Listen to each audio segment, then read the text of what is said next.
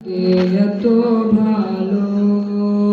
আসসালামু আলাইকুম রহমতুল্লাহ। ওয়ালাইকুম আসসালাম ওয়া রাহমাতুল্লাহি ওয়া মাশাআল্লাহ, বারাকাতুহু। অত্যন্ত চমৎকার কণ্ঠে আমাদেরকে একটি হ্যালো এভরিওয়ান, আসসালামু আলাইকুম। সবাই কেমন আছেন? আশা করি আপনারা ভালো আছেন। আমিও আল্লাহর অশেষ রহমতে আলহামদুলিল্লাহ ভালোই আছি। এখন অনেকটাই শীত পড়ছে। শীতের মৌসুম মানুষ মানে যেরকম থাকে, ভালো খাবারের দিক দিয়ে ভালো, কিন্তু সামনে শারীরিক অসুস্থ একটা সেটা লাগেই থাকে। আজকে আমি আপনাদের সাথে নতুন একটা অভিজ্ঞতা আপনাদের সাথে শেয়ার করব। আমার লাইফে আমি মানে স্কুল লাইফে আমি যাই নাই পিকনিকে। আমাদের স্কুল থেকে নেওয়া হয়েছিল, সেখানে শুধু ছেলেরা গেছে আর মেয়েরা যায় নাই। যাওয়ার প্রোগ্রাম ছিল কিন্তু বিভিন্ন কারণে যাওয়া হয় নাই। তারপরে আমাদের কলেজ থেকে আমার পিকনিকে যাওয়া হয়েছে। তারপরে আমি যে স্কুলে জব করতাম ওই স্কুল থেকে পিকনিকে গেছি। আরেকটা স্কুলে জব করছি, ওখান থেকেও আমি পিকনিকে গেছি। তারপরে আমি ভার্সিটির থেকেও আমি পিকনিকে গেছি। কিন্তু আজকের পিকনিকটা আমার কাছে মানে অনেকটাই অন্যরকম। কারণ যখন পড়াশোনা করছি তখন গেছি আমি স্টুডেন্ট হইয়া। তারপর যখন ভার্সিটিতে যখন পড়ছি তখনও স্টুডেন্ট হইয়া, কলেজে যখন পড়ছি ইন্টারে তখনও স্টুডেন্ট হয়ে গেছি। আর এখন পিকনিকে যাওয়াটা হয়েছে আপনার মানে স্কুল থেকে যখন গেছি তখন টিচার হিসাবে গেছি। এখন যাওয়াটা হয়েছে একজন গার্ডিয়ান, অভিভাবক হয়ে আমি পিকনিকে গেছি। আমার ছেলেকে নিয়ে আমি আজকে পিকনিকে গেছি।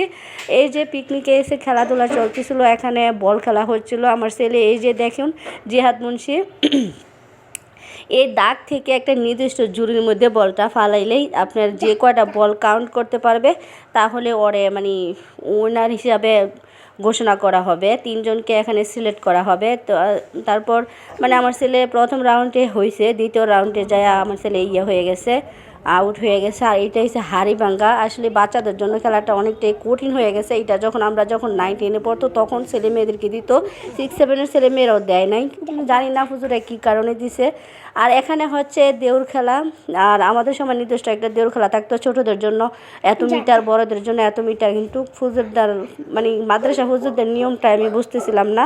আমার ছেলেদের মানে কোনো নির্দিষ্ট ছিল না, হুজুর এক জায়গায় দাঁড়াইছে, ওখানে যে দেউর দিয়ে যে আগে ধরতে পারে এই আর কি। তারপরে রীতিমতো এই যে আমার ছেলেকে দাঁড়া করাইলাম। আমার জিহাদ মুন্সি পিছে পড়ে গেছে, যতই প্র্যাকটিক্যালি আর দেখাইছি বুঝতে পারে নাই। প্রথম খেলা এই আর কি। তারপর এই যে একটা রাইডে উঠে গেছে আমার ছেলে, অনেক আনন্দ করছে, অনেক অনেক। আর ওই দিন এতটাই মানে এই ভিডিওটা আমি অনেক দিন পর এডিট করতেছি। আমার এতদিন মন মানসিকতা কোনো দিক দিয়ে আমি অনেক দিন যাবৎ ওই অনলাইন থেকে আর মানে দূরে ছিলাম।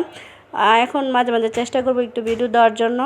আর এই তো তারপরে আমার ছেলে যে ট্রেনে উঠে গেছে আর আমি উঠি না এটার মধ্যে, শুধু ছেলেকে উঠাইলাম। আমার লাইফে তো অনেক উঠছি, এখন ছেলেকে উঠতে দেই আর কি। আর ফুজুররা নিয়ে বা ওর ক্লাসের যারা বড় ভাই আছে ওরা নিয়ে ওরে উঠছে। এই তো এটার সাথে আমি উঠছি। ফুজুরও বলতেছে জিহাদ মুন্সি তো সবার ছোটো, একা ওয়ে থাকতে পারবে কি না, আমাদের ভয় লাগতেছে, আপনি একটু ওরে নিয়ে উঠেন। তারপরে আমি উঠলাম। এটাও একটা জিনিস, এটা কি জানি না। তারপরে এই যে এটা নগরদোলা এত উঁচু। আমি জিহাদের আব্বুকে নিয়ে একবার উঠছিলাম আমাদের এই যে ঢাকা শাহবাগ, এখানে উঠে আমি অনেক ভয় পেয়েছি। এরপর থেকে আমি এটাই উঠি না। কিন্তু আমার ছেলে আমার আগে ওখানে যে চলে গেছে, ফুজুরের সাথে গিয়ে উঠে গেছে, তা আমি তো আর কিছু বলি নাই। আমার সারাই উঠে চলে আসছে। প্রত্যেকটি রাইডে ওই একটা রাইডও মনে বাদ দেয় নাই যে উঠে নাই, সবগুলোর মধ্যে উঠে আসছে। এই যে নৌকা মানে এটা আমার মানে দেখতে দেখা যায় যে আস্তে আস্তে নড়াচড়া করে, কিন্তু এইটা যে এতটাই ভয়ঙ্কর মানে যতবারই যাই কোনো জায়গায় যাই আমি এটাতে উঠবো না, কিন্তু এটাতে আগে উঠে যাই। আজকে আমি মানে এটাতে উঠে আমি অনেকটাই অসুস্থ হয়ে গেছিলাম, অনেকক্ষণ আমার হার্টের প্রবলেম হয়ে গেছিলো, অনেকক্ষণ স্তব্ধ হয়ে বসেছিলাম। আমার মানে শরীর অনেক আধা ঘন্টা যাবৎ কাঁপুনি ছিল। এই তো জিহাদে অনেক অনেক মজা করতেছিল। আর স্পটটা আমাদের মানে হেমতপুরে একটা পার্কে আমরা গেছিলাম, বেশি দূরে যাই নাই, কিন্তু সকাল 8টার দিকে রওনা দিছি, আমরা আসছি আস্তে আস্তে 9, 9:30 বাজে গেছে। আর এতটাই মজা করছে বাচ্চারা মানে এর মধ্যে অনেক। ওই দিন একদম আকাশে কোনো রৌদ্রই ছিল না, এতটাই শীত ছিল।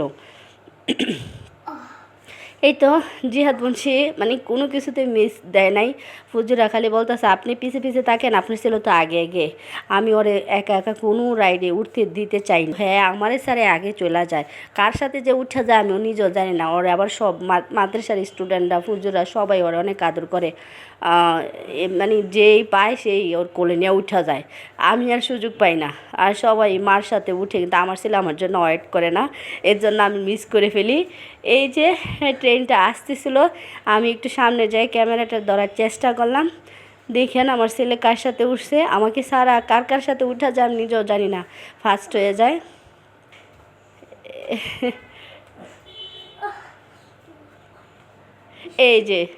এই যে জিহাদ মুন্সি ফুজুরের সাথে উঠে গেছে, কখন উঠছে আমি নিজেও জানি না। সে লাইফে আর চাওয়ার নাই, স্টুডেন্ট হয়ে গেছি, টিচার হয়ে গেছি, এখন গেলাম মা হইয়া, একটা অভিভাবক হয়ে গেছি, অনেক মানে উপভোগ করলাম।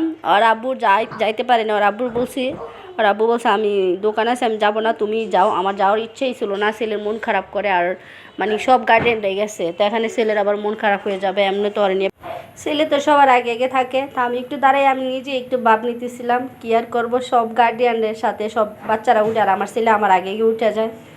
এই মানে আমি আমার লাইফে সব স্পোর্টে মোটামুটি উঠানো, মানে যেগুলো উঠাইছে পরিচিত, কিন্তু এটার সাথে আমার পরিচিত ছিল না, মানে টিভিতে দেখছি, আমার উঠা হয় নাই। এই যে কেবলটা এক পাশ দিয়ে আর এক পাশে, এটা একটা রশির মাধ্যমে যাবে একটা বক্সের ভিতরে করে, অনেক উঁচু জায়গা উঠার পর। তো মোটামুটি সব রাইডের সাথে আমার পরিচিত, আমি মানে কিছুটা উঠছি কিছুটা উঠি নাই, কিন্তু পরিচিত। কিন্তু এটা আমার টিভিতে দেখা হয়েছে, বাস্তবে দেখা হয় না। একটা কেবল এক পাশ থেকে আরেক পাশে একটা বক্স করে রশির মাধ্যমে যায়।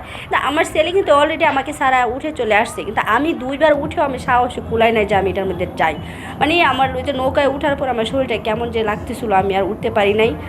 আর আজকের মানে সব মিলিয়ে আজকের ভিডিওটা কেমন লাগছে সবাই একটু জানাবেন, আমাদের এই পিকনিকের জার্নিটা।